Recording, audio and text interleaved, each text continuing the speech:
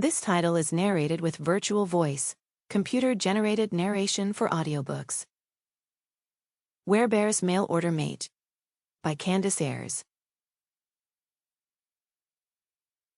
Chapter 1. The building was a brownstone affair. It looked perfectly innocuous from the outside, sitting within the tree-lined street, amidst rows of other replica houses. Heather double-checked the GPS on her mobile, not daring to walk up the stairs to the entrance just yet. The destination was confirmed to be correct, and eyeing the building again, she spotted a small silver plaque by the buzzer, indicating that the building wasn't residential. Heather couldn't quite believe that she was actually here. Lately, she'd felt like she was having an out-of-body experience, and that surely she was living someone else's life and not her own.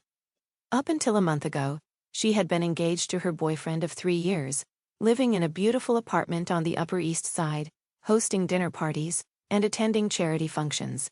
She'd never stopped to think that her existence as it was might be transient, that the life she had planned for herself could at any moment veer wildly off course. Despite the beautiful New York spring day, Heather felt like she was walking around beneath her own black cloud. The stairs up to the brownstone would lead her into the offices of a mail-order bride service, the last place on earth Heather would have imagined herself being just a short month ago. Taking a deep breath and summoning what little courage she had left, she slowly made her way up to the entrance, ready to meet her future. Sitting in the well-lit office of an immaculately dressed Mrs. Atkinson, Heather cowered beneath the woman's searching inspection.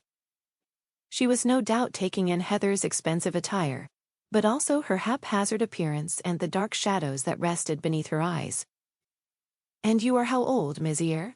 she asked, pen and clipboard out as she filled Heather's details into a thick form. "Call me Heather, please. I'm 29.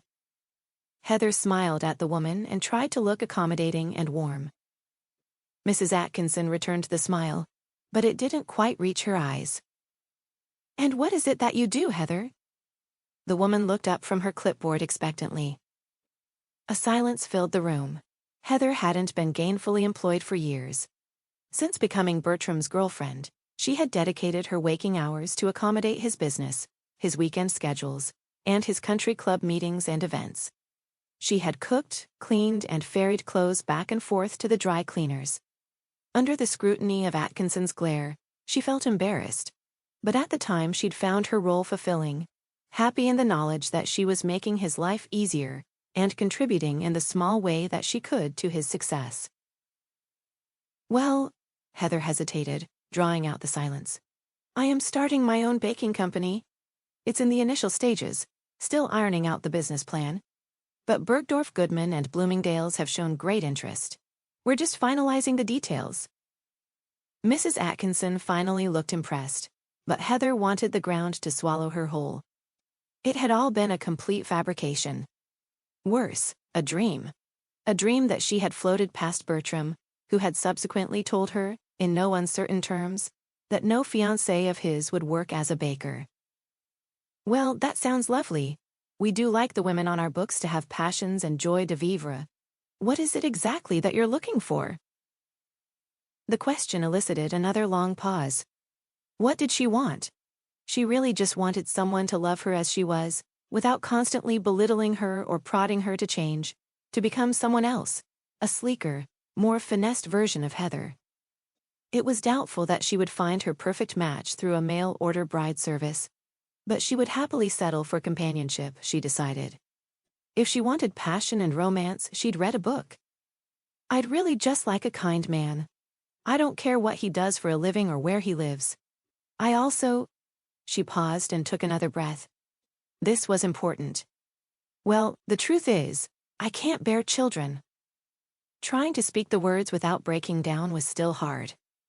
But it was a fact, and one that Heather had lived with for a while now. The crashing waves of grief that had hit her when she first found out were slowly being reduced to small, daily sorrows that were now a part of her. "So," Heather continued, "it would be nice if the man in question had a child. It doesn't matter how old or how many. I love children, and it would be nice to be around them." To keep listening to this audiobook, I've left you a link in the description so you can do it, at no cost thanks to Audible's 30-day free trial.